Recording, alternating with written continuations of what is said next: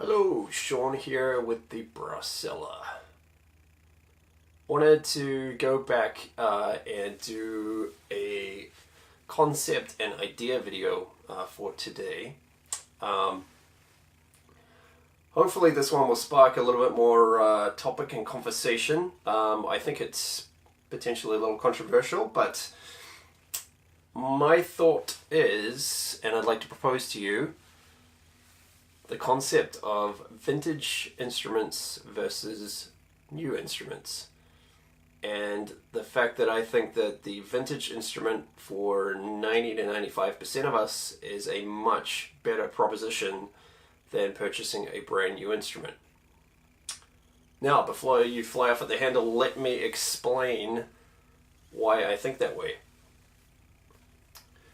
And let me further clarify two things. When I say vintage instrument, I am talking pre-1970s, which may not be the common defined period for vintage.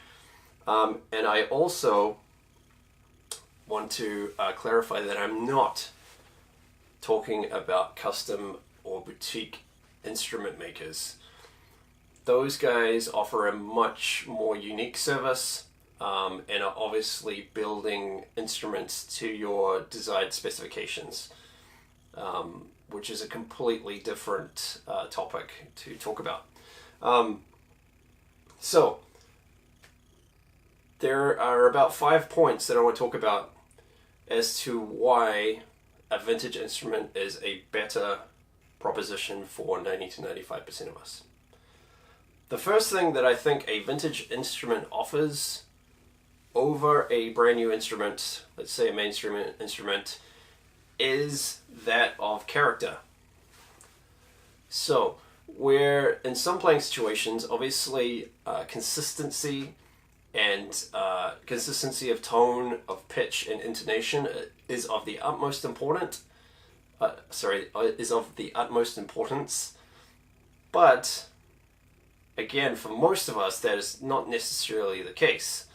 So the advantage with having a vintage instrument, especially if you're playing solos, combos, where you're a little bit more exposed in terms of your sound and you're not necessarily required to blend as much, then the vintage instruments tend to offer a unique characteristic, whether that be in the tone, whether that be in the certain way that the instrument plays, whether that be in the aesthetics of the instrument, how it looks, how it feels. It's much more interesting, in my opinion, than a vanilla sound concept that can be repeated. So, that's point number one. Point number two, and these maybe point 2 and 3 are kind of tied together, but one, the test of time. So a lot of these instruments, because they are vintage, they've lasted throughout time, they've developed a reputation. They have known quirks. You can easily research the quirks. You can listen to videos. You can listen to professional players. You can seek and solicit feedback. Whereas obviously if you're purchasing a brand new instrument that's directly come off the factory floor or a brand new model, that's not necessarily the case. As with anything, I always recommend, where possible, you try the instrument before you purchase. Should really go without saying, but in today's age of internet buying and selling, sometimes you need to, that's not the case, and you need to take the risk and bite the bullet. So, but the point with most of vintage instruments out there today, there's a reason they've lasted throughout the years. There's a reason that they're played in certain situations, and all their characteristics and quirks. Sometimes those are complete fabrications. I can tell you from experience with some of the Martin horns, what is truth versus what is reality is not necessarily the same thing. Like those ones, for example, are known for having really pitchy intonation. That's certainly the case on some models, but not necessarily across the entire range. So you have to be careful about how you filter that information too.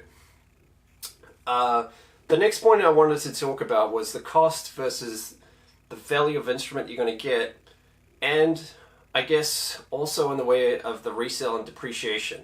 So we're going to talk a little bit financial things here, but obviously a if you want to do an exercise, after I've explained, stop the video or pause the video, come back, and then see if I'm right or not. But let's do a comparison. Let's take US, because that's what most people use as a baseline currency. US dollars, 2,500. Pull up your favorite auction site, pull up wherever you procure your instruments from, pull it up and see what I can get for US $2,500 for a brand new instrument. Then, secondly, I want you to go and type up your favorite vintage instrument brand on the same sites and see what you can get for that. For $2,500 US dollars, I can tell you that you'd be in Martin Committee range for sure, unless it's a really premium, like nice example. So certainly medium bores. You're going to be across most of the olds range, with the exception of maybe the olds recording. You'd be into some of the iconic, some other iconic instruments. Blessing Super Artists is certainly a lot cheaper than US $2,500. You'd be looking at Bach New York territory for a nice solid example in a 37, 43, 72. You could probably get a Vin de Bona for that. French Besson, the pre-war ones, you'd probably be looking under $2,500 US dollars. Certainly any of the King silver tones will be under that price. There's a whole raft of instruments that are basically sub $2,500 US dollars. Now you look at the comparison, what you can purchase today for US $2,500 at the advertised selling prices. It's a much smaller choice and definition. And the other thing that in that price range also, it forces you've obviously got commercial instruments, and you've kind of got like the artist level ones. One of the things you have to think about, and it ties into another point, is the fact that these are built in a specific way to have certain specific characteristics.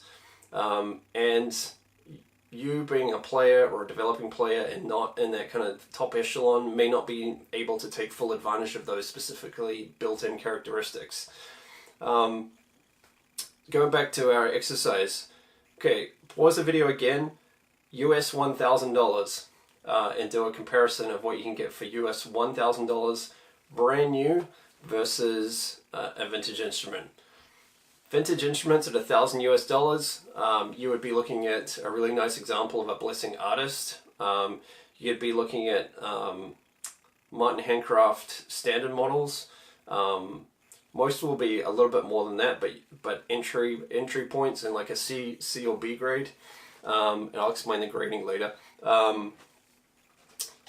You'd be looking at certainly Martin Indianas.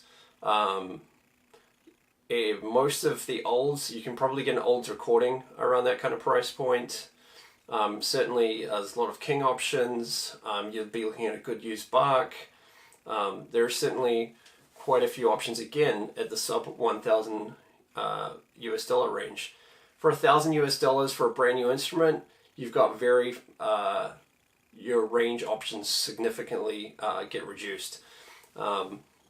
I don't want to name any names, but there is probably a couple of price points that you may get into the pro level. There's none that I can think of that would come out of the United States. And certainly for most of them at the US $1,000 level, you're going to be looking at like the intermediate marketed horns. But certainly there is a much less in that kind of $1,000 mark. Third comparison, if you pause the video again, take a look at what you can get for US $500. So in both categories, there is a reduced amount, but compare your $500 US dollar, which would probably be a marketed as student model, and you can get those at better prices at certain times of the year, versus looking at what you can get for US $500. Straight off the top of my head, in the vintage market, for under US $500, you probably get a nice olds Ambassador, LA Ambassador. You certainly get the Fullerton ones, but look for an early one, don't look for the older ones. You could probably sneak in a Martin Indiana at that price. You could probably sneak in some early professional horns. There's lots of Con 22Bs in really nice condition, like the early model, at that price. And there's a whole raft of instruments at that sub 500 range, which make Getsons, which make excellent propositions. The other point in this is obviously with resale value. It's just like if you purchase a new car, you drive it off the lot, takes a hit. If you purchase a brand new instrument, chances are it's going to take a massive hit when you go to resell it. The only exception with that, again, is when you go back to boutique makers. That might not be the case. Maybe they've appreciated because they keep raising the prices over the years. But certainly for the majority of the mainstream instruments, even though the prices keep going up, you're still going to take a massive hit, and there's going to be this huge gap between what you paid for it versus what it's now worth. And that applies to most of the instruments in the brand new category.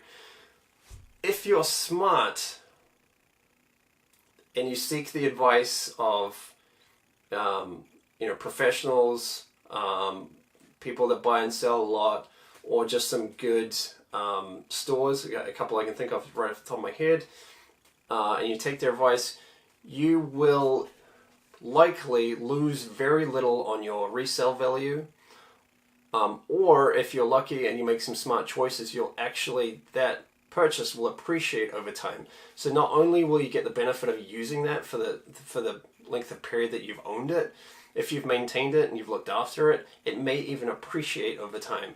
So I'm going to talk about some of those models in some future videos, but certainly if you make some smart purchases, you definitely shouldn't lose anything. And if you're lucky, you'll actually have some appreciation there, because like anything, the popularity of trumpet models, certainly in the vintage instruments, kind of goes in cycles. So right now there's some interesting choices out there. Let me know what you think. Do you agree with my points? Do you have an opinion of your own? I'd certainly like to hear from you. It's an interesting topic, and certainly I think one that warrants a lot more discussion. So until next time, I'm Sean with the Brass Cell. I'll see you on the next one.